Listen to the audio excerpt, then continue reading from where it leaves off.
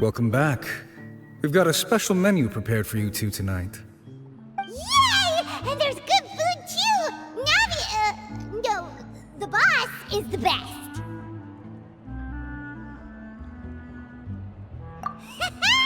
Ooh, desserts! Nice! These are all Paimon's! Paimon's already starting to forget what happened today. Oh, that voice. Is that who I think it is? Huh? It's you two. What are you doing in Fontaine?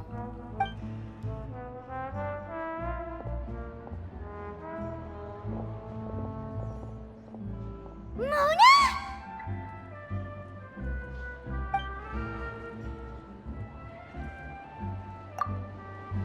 Seriously, nobody just uses a scry glass whenever they've got time to just see who they'll meet on the road. Still, we didn't expect to see you here. Wait, you're not a Fontainian, are you, Mona? Well, I have some business to attend to here, so I booked a hotel in the city. I was just out for a stroll when I bumped into you. Quite unexpectedly, if I might add. Why did you think I was from Fontaine, though? Is that because Magistus doesn't sound much like a Mondstadter surname? Yeah, let's go with that. Well, I used to have my own surname, which was, well, some other thing. Either way, the old hag told me when she took me as her disciple that the first step to being a great astrologist's pupil was to change that name. There was nothing for it, really. She really is amazing at astrology, so I changed my name to what it is now according to her wishes. To my surprise, however, Magistus is not the name of some ancient house or clan. It isn't? Nope. Although it is used by us in place of surnames, it generally just means great. Wow! Imagine including a boast in your name. Wait, are you gonna have to put that into your genealogy as well? I reckon so. In any case, I'd give my disciple a name like this as well, if I were to take one.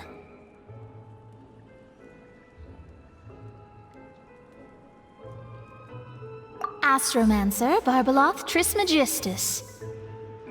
Whoa, that's a long one. Does it also mean great or something? My name means Mona the Great Astrologist. As for the old hag, hers is, in plain speech, the thrice-as-great Scholar of the Stars. Just take it as a title specific to astrologists. Thrice as great? That's so petty. I know, right? That's just how she is.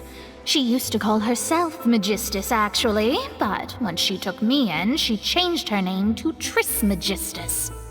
Talk about excessive. Magistus is thus the calling card of our school, so to speak, which makes it about the same as a surname. It's all right if you don't get it. You can look into it further should you need to study astrology more deeply.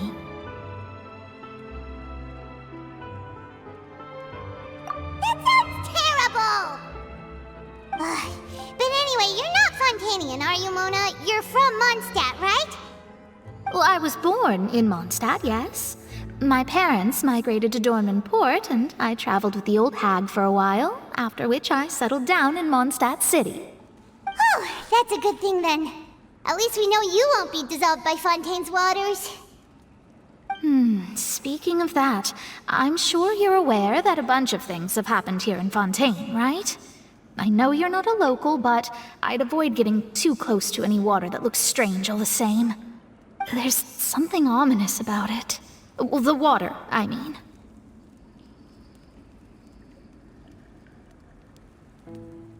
That was the main reason, yes. Just a while back, the Steambird invited me to take part in a panel and speak about the circulation of the prophecy as an astrologist. The invitation was sent quite early on. I don't think anyone expected Fontaine to be in this much trouble. What do you make of that prophecy, Mona? Just tell us what you think as an astrologist. Your word would go a long way to make things more certain and less scary. What I can tell you is that I'm an astrologist, and that this prophecy concerns the fate of Fontaine. even that of all Tivat. Ascertaining this is akin to reading the fortune of the whole world. I'm afraid that this is not something that just anyone can do. If I could do it, you would no longer call me an astrologist, but a visionary. But on the flip side, the prophecy is so huge and powerful that it must surely come from a powerful visionary. Its contents involve the fate of the world. Disregarding it would be a mistake. A visionary? Sounds really powerful and all, but does such a person really exist? Of course. The old hag could do it, and I'd bet there are others amongst those Hexenzirkel colleagues of hers who could do something similar. Huh? Are you sure? All right, I'll help you. It isn't often that I see you with such a serious look on your face. I'll tell you once I hear back from her. Thanks, Mona. You're amazing as always. Oh, well, this is something only I can do after all. So yes, your praises are quite welcome. That's the greatest of astrologists for you! Of all the people we know, you know the star's the best! Indeed, indeed. That's the spirit. Oh, sorry. I came to see what all the commotion was about. If there's anything you need, do not hesitate to inform the Spina di Rosula. Oh, whoops. Guess we were getting a little too carried away there. Well, I'll go tend to my own business now. If I receive any news, I'll be sure to come find you two again. And there she goes, quick as rushing water. And here we are with the Spina guy giving us suspicious looks. Right, but we were able to recruit Mona's help, didn't we? Our Fontainian friends will thank us someday.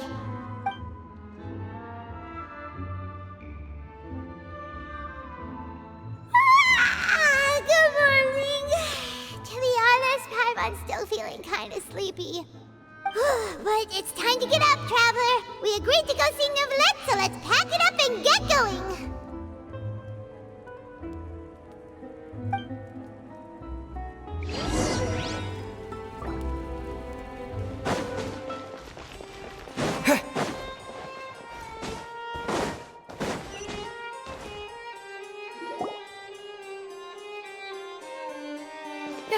You're here!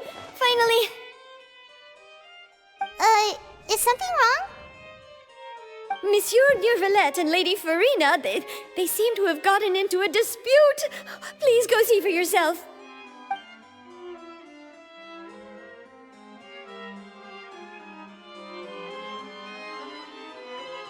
Like I said, I've already explained everything. And yet the problem has not been properly solved. There is little space for excuses between us. It is not my intention to offend you, but please, tell me where you stand. You are the Hydro Archon Focalor, are you not? Look at this. This is a list of the victims from the recent Poisson incident.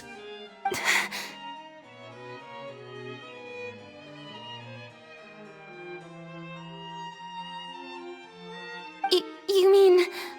they're all... We did not arrive in time to avert this disaster, and I will not have it happen again. I will say this once more. You must tell me everything you know. Yesterday, I found 3 stone slates in some ancient ruins near Poisson. Do you know anything about those? Seriously? You're questioning me like this is a court case now. I don't know anything about that. But you found them in some ancient ruins, you say? That's correct, which is why I came to ask you some questions. There should have been 4 slates, but one of them was missing. The other 3 featured different images that seemed to correlate to the prophecy. The prophecy? The second of these slates depicts the previous Hydro Archon Egeria kneeling before a floating island in the sky, as if confessing something. Do you know nothing of this either? I don't.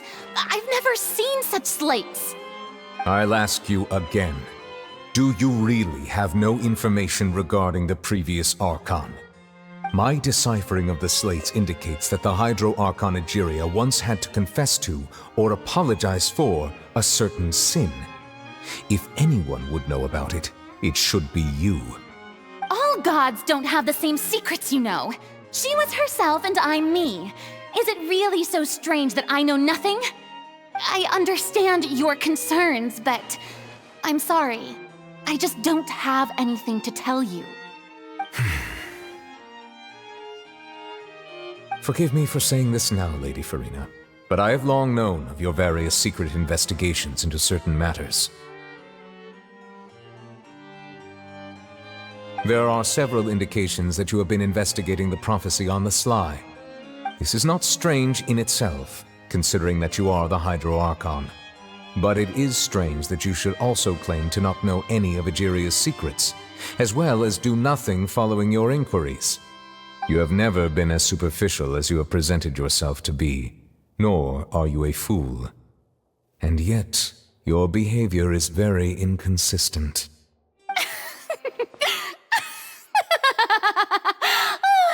So you've been watching me all this time, have you? I didn't think you were that type. You... Well, since you know about my secret investigations, then you should know I'm actually working to take care of it. There's no point questioning or suspecting me. You're the Eudix, but you're still my subordinate. You should be following my lead. Just trust in me, your Archon, and do as I say. Never mind whether you can truly convince yourself to or not. It'll all turn out fine. That's all I have to say. We do not discuss this matter again. Oh, the opera's about to start. Toodles!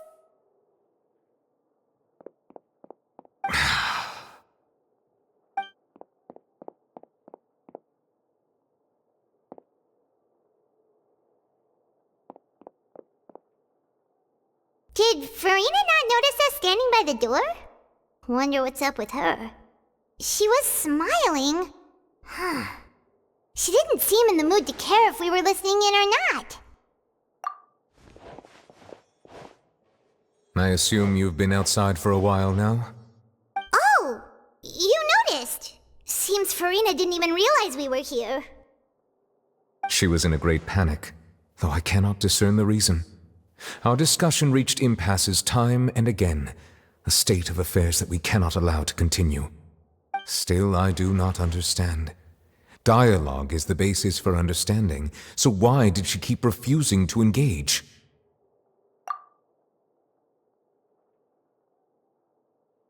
Everyone in her inner circle has noticed that she is hiding some secret. The issue is her attitude. I fear that she will not reveal anything unless absolutely forced to. We may have to create a situation in which she will have no choice but to speak. Oh? Like what? Normally, people will only reveal the truth when standing trial. Perhaps we must have the Hydro Archon experience just such a scenario. But Furina's seen so many trials, and she's really good at dodging questions. How do we make sure that she won't just slip away at the first chance she gets? We will need to consider this thoroughly, join forces with various parties, and then do what we can.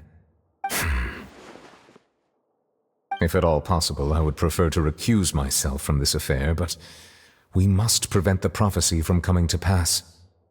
This may be cruel to her, but all Fontaine is in crisis. The information a god possesses is too precious, and so we must take a chance on this.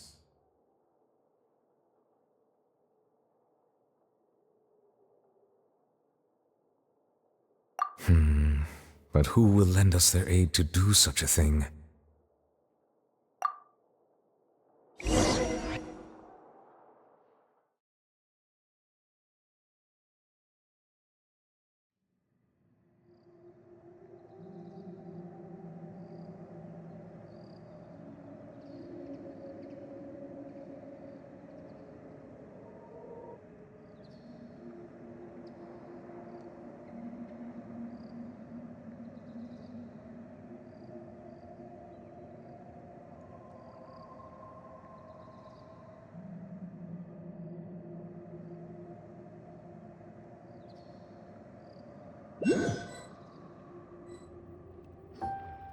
Well, that's everyone, huh? Speaking of which, it was pretty smart of you to think of hiding here. Poisson was just involved in a disaster, so it's presently devoid of people. That naturally makes it the best choice. And here you are drinking tea like it's the most natural thing in the world, huh?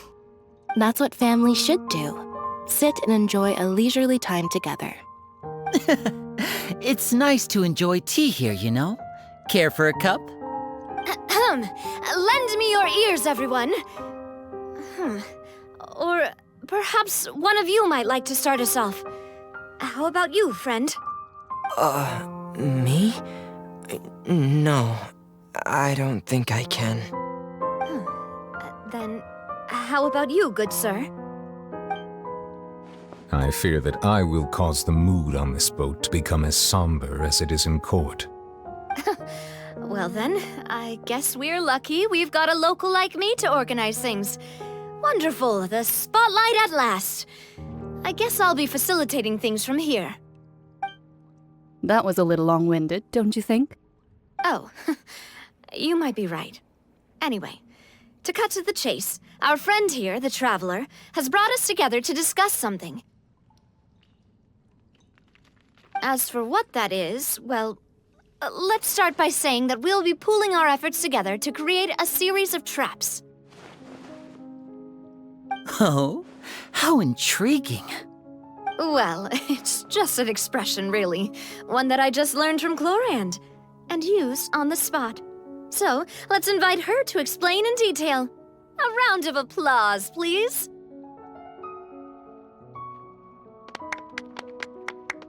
Huh? Didn't you say that you would be facilitating this? Oh, come now. Your work doesn't involve much public speaking, right? This is a good chance to practice. You might even pick up some fancy oratory tricks to impress your boss with in the future. I see. And what does my boss say? He is glad that you consider him your boss. Do go on.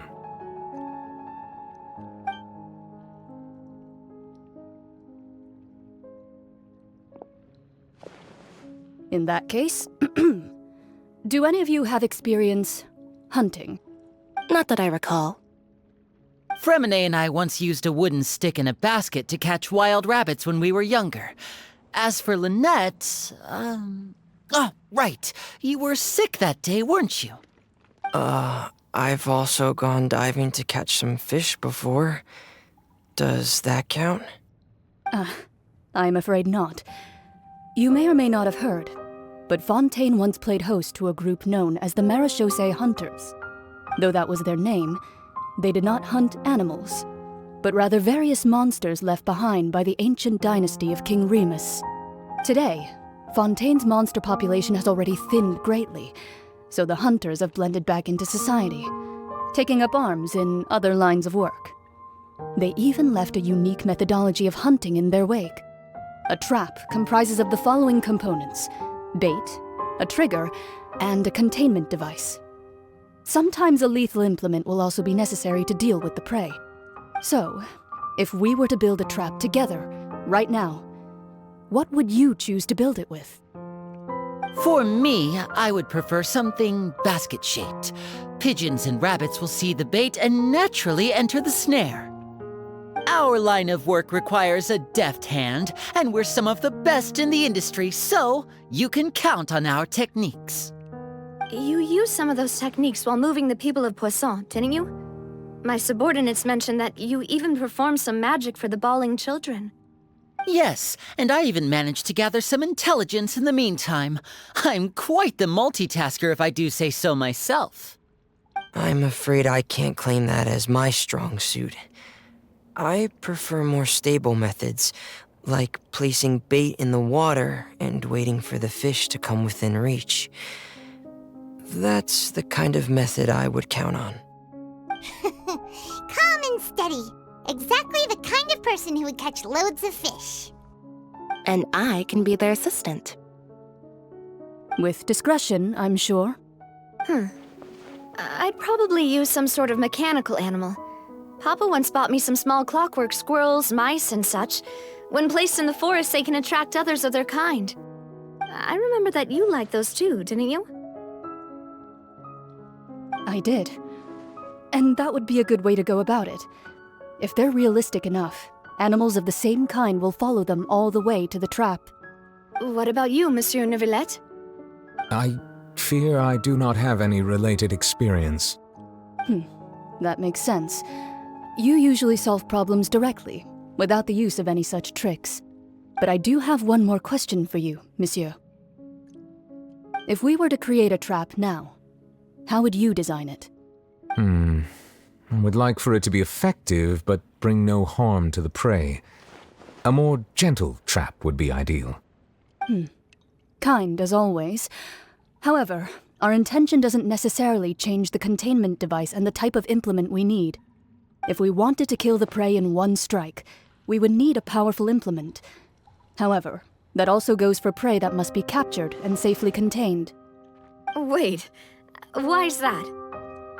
Only a hunter who's a true expert at subduing their prey can snare it without harming it. The line that divides life and death is often exceedingly thin. So are we going hunting together? Huh. We hadn't thought of seeing ourselves as hunters. It kinda works, but maybe it's still not the best metaphor. If our means of capturing and dealing with our prey is to put them on trial, then the hunting metaphor is actually quite accurate. But we shall require much more courage than any hunter to judge a god, a being whose seat is an exalted throne. Oh, so that's what's going on. Sounds very interesting.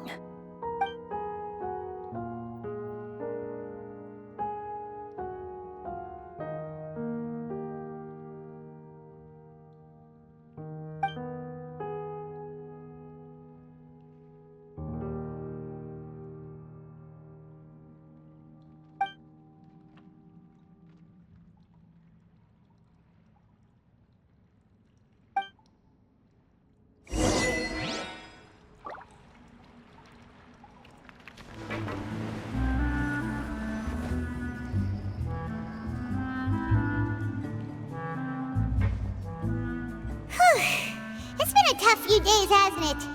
So much has been happening.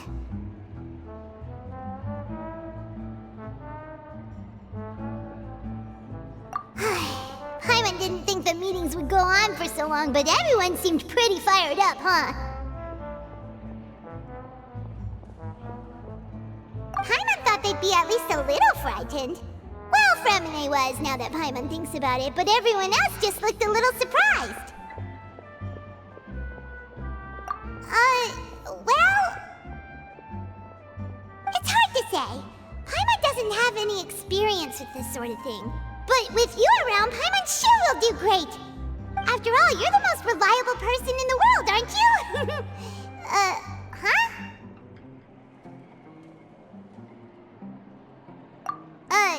Did you just pour some tea? Paimon didn't notice you doing that at all. Then what's that? Paimon's never seen that cup before. Don't be frightened. I'm just joining you two for tea. I merely refrained from saying anything till now. Who's that voice? But there's no one here. Ah, have you forgotten me already? Wait, you are familiar. You're the voice we heard from the sky in Sumeru. The voice from the sky, I fear that description is wrong. Though, not completely wrong. You're feeling lost now, just as you were feeling previously. I sensed that confusion and thus came to you. Guiding people is an irresistible hobby of mine, after all. Consider me a passerby, just accepting a commission from my friend's disciple on a whim.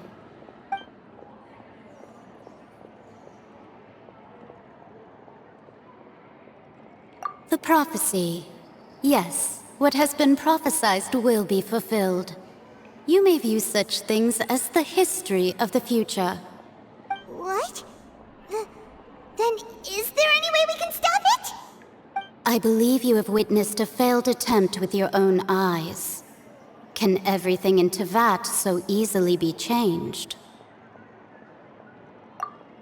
Ah, so you've caught on. Just as prophecies are usually only the future as seen from the perspectives of the gods, could things be happening in hidden corners where the gods' gaze does not fall?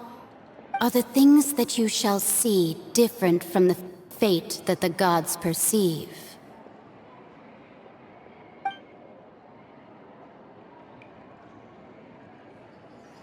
What is she talking about? It all sounds really impressive and important and stuff, but it also sounds kinda scary.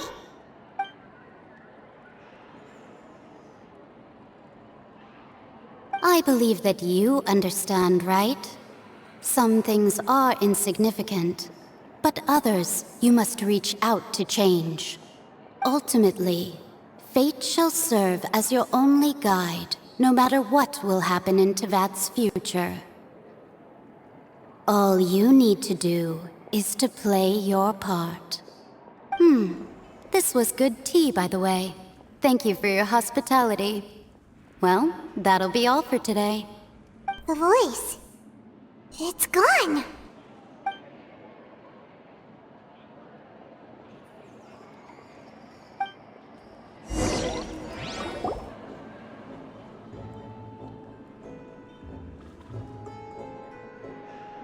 What? I want to hear someone talking. All right, coming. Hey, it's you who's getting lazy, okay? Well, I see I've walked in on some lively banter. Luna! Fine, just fine. I went to take part in that Steambird panel. It turned out to be more interesting than I expected. Not all Fontainians are pessimistic about this. One journalist mentioned that sitting around and waiting for the end to come would be wrong, and that they should make their own rescue preparations. I agreed, so we had a brief chat with her. Did she have pink hair by any chance? Why, yes, it was Charlotte. I assume you've heard of her, no? That daredevil journalist? I'm in full support of her view.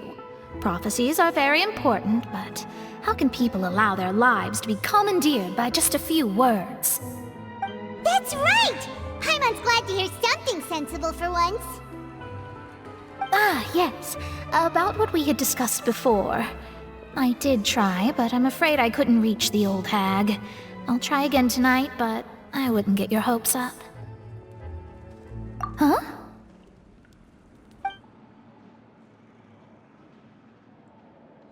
Goodness gracious.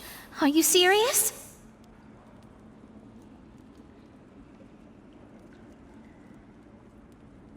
She said that even the god's gaze has blind spots. Pretty bold if you ask Paimon.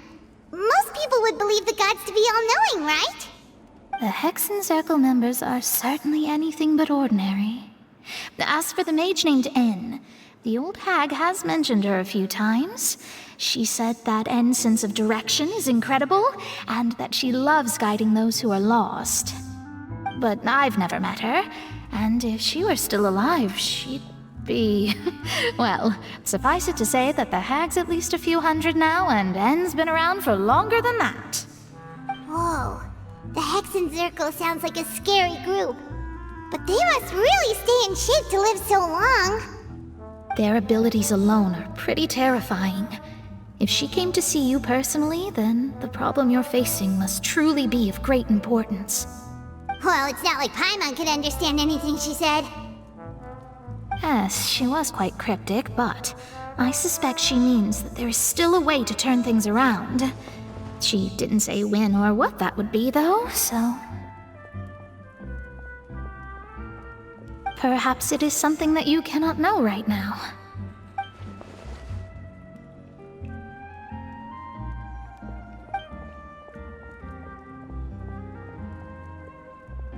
Traveler, Paimon? Are you two alright? Oh, we're fine. We're just a little down right now. It kind of feels like the end is coming, you know? I see. I feel that same sense of desperation, too. I guess you could consider me someone who has often witnessed fate. So far as I have seen, it cannot be swayed. But even so, I still hope for, and believe in, miracles. Astrology is eternal and rational, but fate may not be. It is cruel, but it can also be beautiful. Perhaps that's what En was trying to tell you. Not to lose heart, and to believe that what you are seeing playing out before you is not yet set in stone. I did originally think of steering clear of all this, but I couldn't. Even if this is all futile, I still wish to help everyone. If we don't struggle to the last, then how can we face the end when it comes? Huh. You do have a point. There I go, talking about astrological principles again. Sorry about that. The moment I start talking about work-related stuff. I need to get going. It was worth trying to comfort you, even if only a little. I believe that you'll help those who are struggling in the same way I did. I suppose that might be why we always seem to meet by coincidence. Paimon feels kind of moved by what Mona said, but also kind of sad too. Hey, Traveler, Paimon suddenly feels like going outside for a walk. Let's go. Let's walk around the city, shall we? There's a few spots we always like to walk by.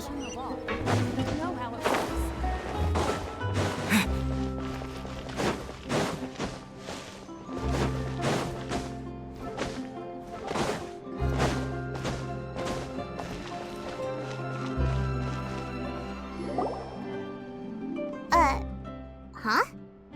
Our names are written in this newspaper. What's going on? Let Paimon see!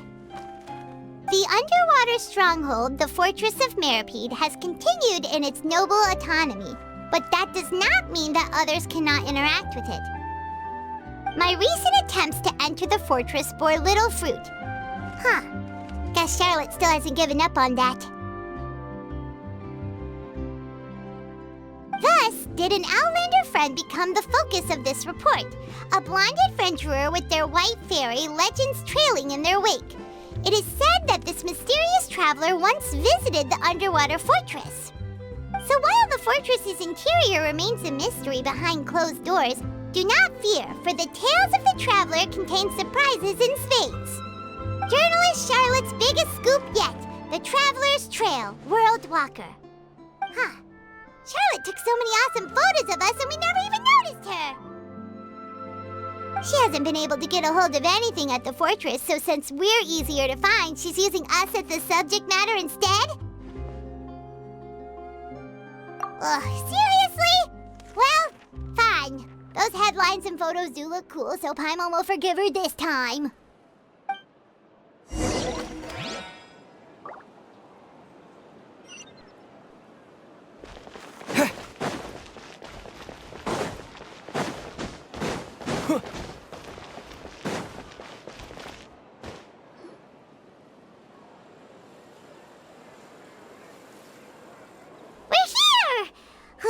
Paimon's hungry. Should we go in and get something to eat?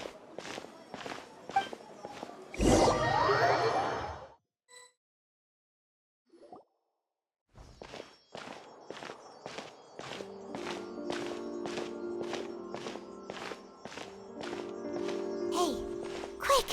Look! That's the limited edition only 16 slices a day cake! It was so delicious the last time we tried it! Despite the tense situation we were in, let's give it another go! Paimon's sure it'll be great! One slice of cake, please. Someone showed up after all! Oh, wait, you're the one from the Palais Mermonia. Oh, are you here to buy cake too?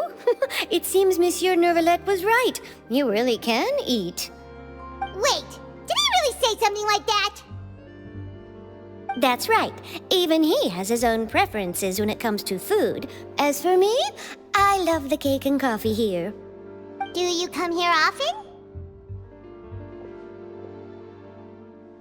Usually every day. Every day? It's part of my daily schedule, apart from work. I shall have my cake and coffee. Then what if someone told you one day that this place would be closing soon, and you wouldn't get to eat cake here anymore? What would you think? But why would it close? Well, Paimon doesn't know either, but maybe the waters will rise tomorrow. You know, like in the prophecy. Oh, the prophecy. To be honest, I haven't paid much attention to that. No, still, even if there'd be no more cake tomorrow, that wouldn't keep me from having some today.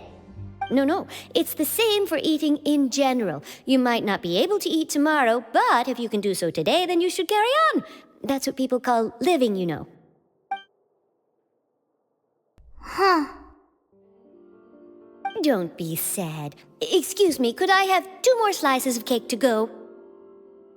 These 2 slices are for you. Sijouin said that this kind of expression you're making is what humans call being sad.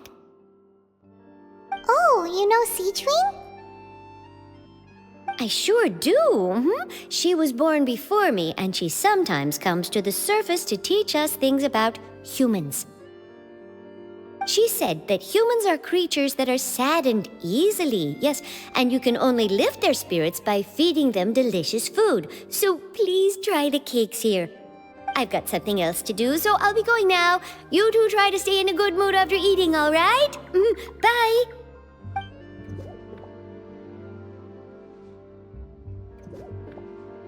And there she goes.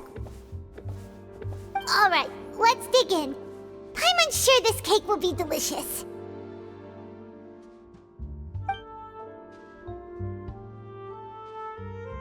It's more delicious than last time, and the flavor gets even better with the sip of tea. It sure would be nice if we could come again tomorrow. Sure would be nice if we could always eat delicious food here.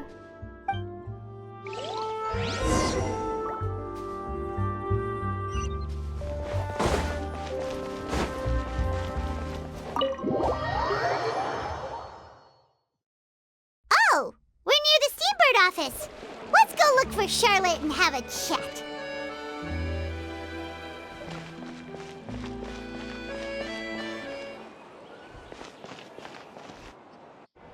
Wow! If it isn't the Traveler and Paimon! Oh, have you seen the article I wrote about you? Ha! You've got some nerve! You just used us to make some quick mora! Oh, you needn't worry about that. I heard that you were in Poisson some time back, so I sent you a letter to discuss just that. It appears you didn't receive it, though. It's all right, though. I've set aside the amount intended for you. I've even set the table with some food. Really? Oh, you're the best! You're almost a little too easy to win over, Paimon. If I were a journalist with ulterior motives, you'd be in trouble now, you know. Oh, Paimon knows you're not like that. Still, what brings you here all of a sudden? Were you looking for me? A friend of ours met you a while back, and when she mentioned it, we thought of coming to see you. Her name's Mona. Ah, so you know Miss Mona as well. She's a guest columnist for our paper. Really good one, too. She's so young and already such a brilliant astrologist. So she mentioned me? What did she say? She said that you're a real daredevil of a journalist. Nice. In which case, can this daredevil journalist dare to request an exclusive interview with the legendary Traveler and Paimon? Huh? So your article in the paper today doesn't count?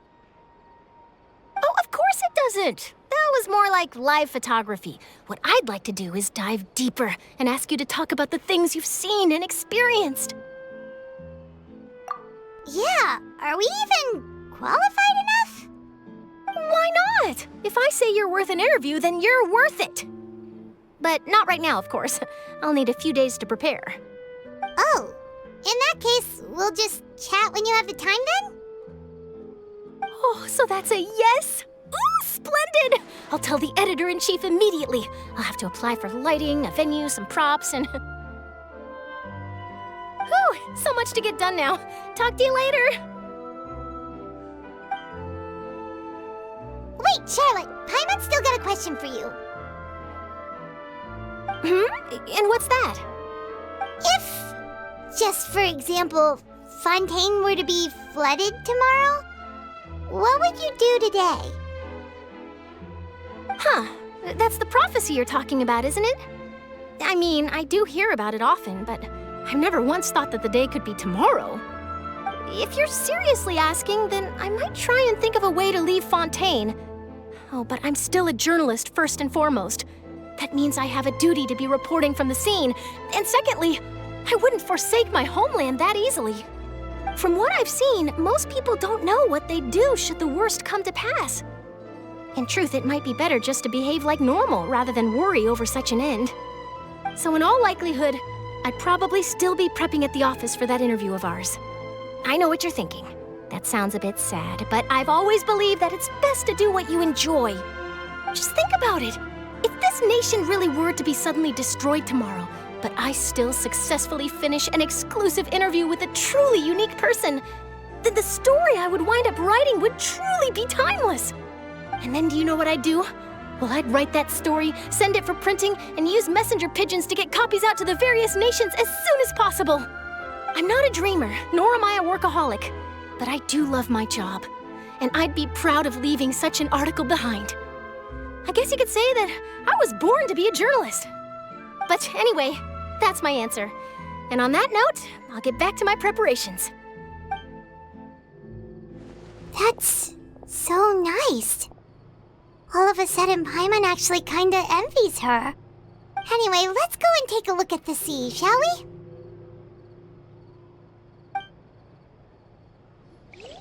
The sea breeze and scenery can be a pretty soothing combo, huh? Paimon's been thinking. If it wasn't Fontaine, but all of Tevat that would be destroyed tomorrow, where would we go and what would we do? No, Paimon should ask, if you could choose, what would you like to do?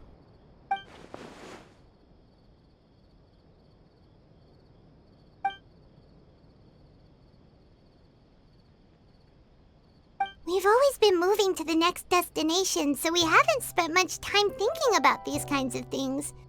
We didn't have to either, with us always being on the road and whatnot. You mean, still traveling?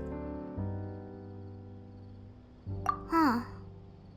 Wait, isn't that what we've always been doing?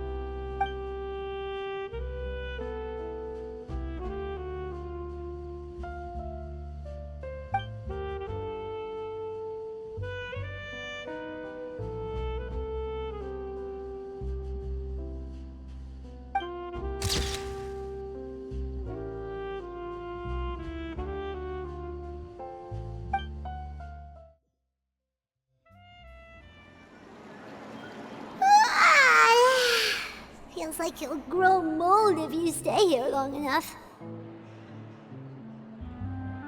But it's still better than the Fortress of Meropide, that's for sure. It's not only damp there, but salty too.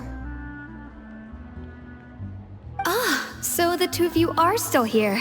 Wonderful. Oh, you're from the Palais Mermonia, aren't you? Yes, I'm Isadora. Monsieur Nervillet sent me to look for you two before. I heard that afterward you went to the Fortress of Meropide. Not at all. I'm well aware that you're friends of his. Actually, I'm here to pass along a message from him. Yes, inside the Opera House. The Maréchaussée Phantom has declared the incident a small-scale riot. A riot?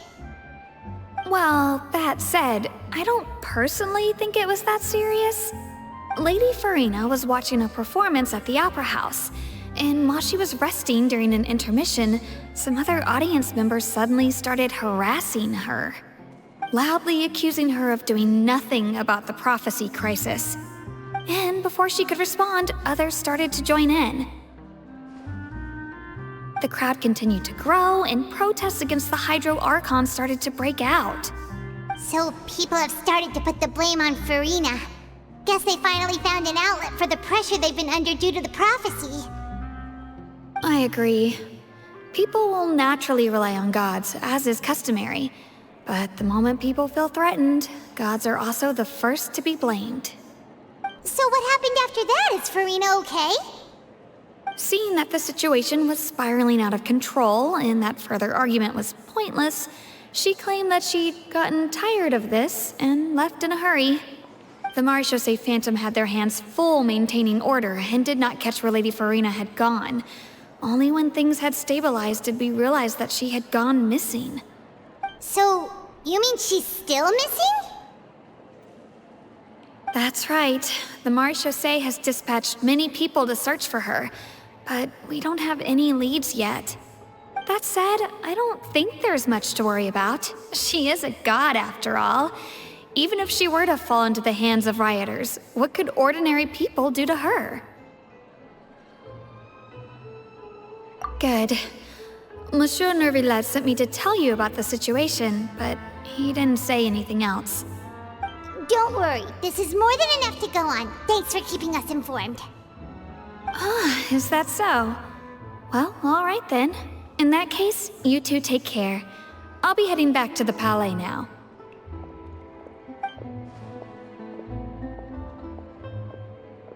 Well, sounds like we should hurry over to Poisson then. If we know Furina, she won't try to fix things in this situation. Instead, she'll look for a place to wait out the heat. And, as we also know, she may be loud and dramatic, but she doesn't have a heart of stone. When Nervillet was talking to her in the Palais Mermonia, and she heard about Poisson, she couldn't hide her sadness and remorse.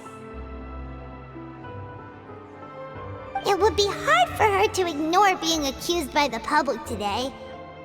Paimon thinks Furina's probably taken the opportunity to slip away to Poisson and try to relieve the sense of guilt that she's feeling. Huh. Well, what do you think? Paimon knows the answer, of course, but Paimon can do the analysis to back it up, too. Cool, huh? In that case, there's not a moment to lose. Poisson, here we come!